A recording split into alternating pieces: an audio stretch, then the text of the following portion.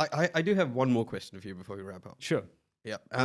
So I've always wondered, as CEOs of different organizations, which you've been part of, and I've observed other CEs and execs. It's a brutal question. Yep. Yeah. Choose not to answer it. No, I can answer it. Does it get lonely on the top? Yeah, a CEO role is very lonely. Yep. Because you have to. We're human beings. I just fully like everyone agree. I else, fully right? agree. The amount of shit you guys take is ridiculous. Yeah. So the It's first, like you get bombarded from every different angle. Because I've seen Peter Reedy, who's Fletcher CE, and I've kind of worked on the same floor as he did and observed a little bit of what he goes through. Yep.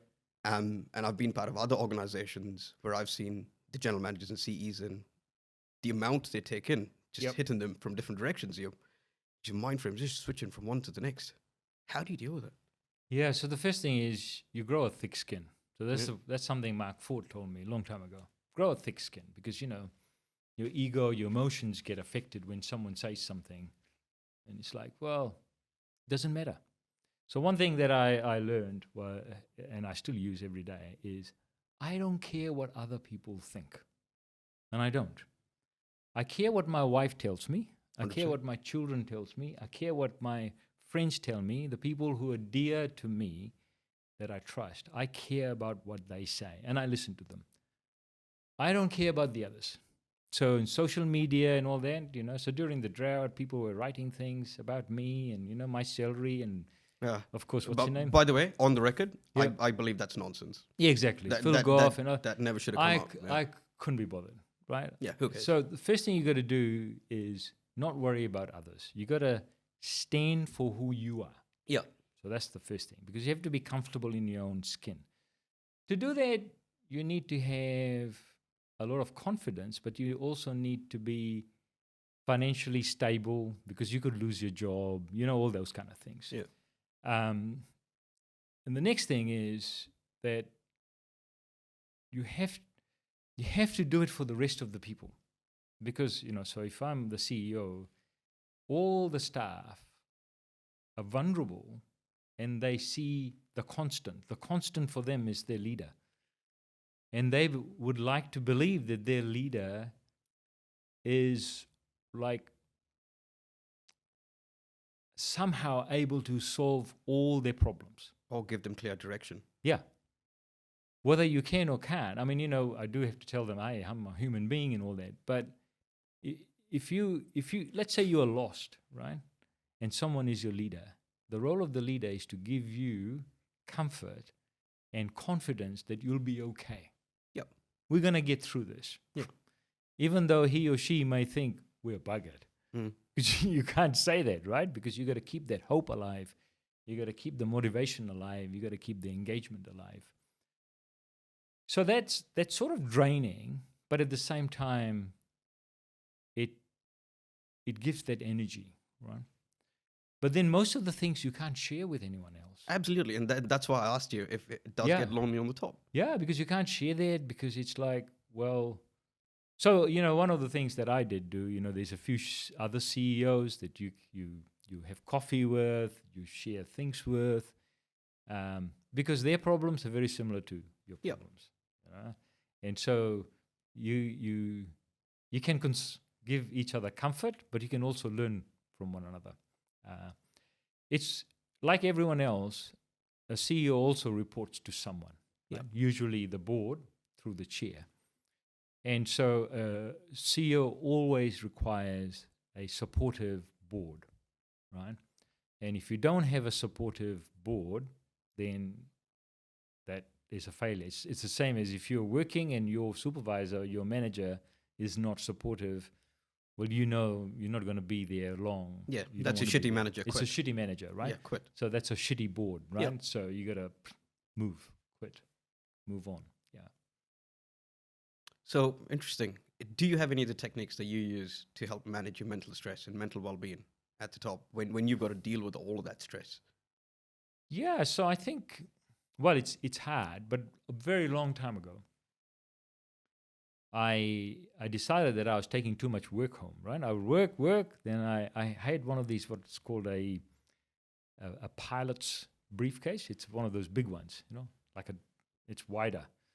You don't see them these days. I used to have one of those because you put your hefty laptop in it because they weren't that slim those days, and a lot of files and things. And I used to take them home, and kids were young, and then I'd be doing work, and then I reflected on it. Why am I doing all this, right? So I stopped. I told myself, I'm going to stop taking work home. Well, you can never stop taking it. You take it mentally, right? But I would take my briefcase, take it out of the car, take it into the house, but never open it, right? Never open it. And then slowly I just didn't have a briefcase to take inside. It would stay in the car. So the first thing is switch off. It's hard. But I remember I was working in Church Road in Onehunga, driving home. I would stop and just go and sit on a park bench for about 10 minutes. Because I knew I'd get home, my kids would be there, my wife would have picked them up, she would be stressed with the kids, they'd be running around making noise and all this. I'll be going in there all stressed from my day's work. My wife's expectation would be that I would somehow come home fresh, which I wouldn't be.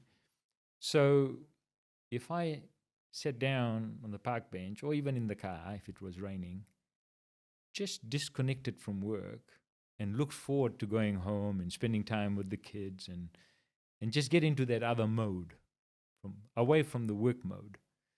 Because what happens, and I think it happens to most people, is you go home and you still take the work. You take the frustration, you take that anger or whatever it is, and then it comes out. And if the wife is also working, and then boom, you know. That's when collisions happen. So, so you reckon that 10 minutes has really added value and changed? Yeah, so that's the reflection time. So I found that reflection is very important for me.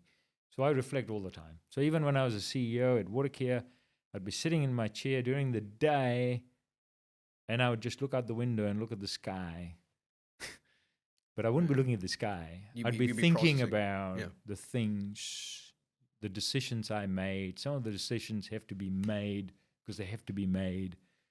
And then whether I should make another decision now because that decision probably was the wrong one, or did I hurt someone in the way that I made the decision because I wasn't as caring at that point in time, and all you've got a lot running on up there while you're dealing with the problem. So you got to have time to reflect.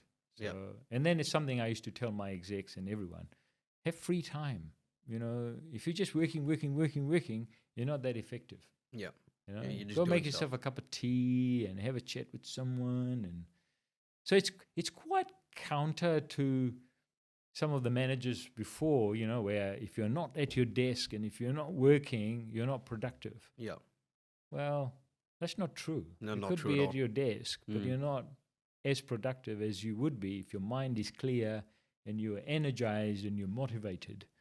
And to do that, if you have to sit down with someone and talk about how rugby was over the weekend to get all excited, or how Total War was, you go back and you're more energized. Absolutely, You get more out of it. You could deliver more in less time. Exactly. Exactly. Now, Raveen, thank you so much for your time, your valuable insights. It was very enlightening. No, thank you for the opportunity. Mate, Andy. it's an It's been absolute great. pleasure. Thank you. Thank you very much. Yes.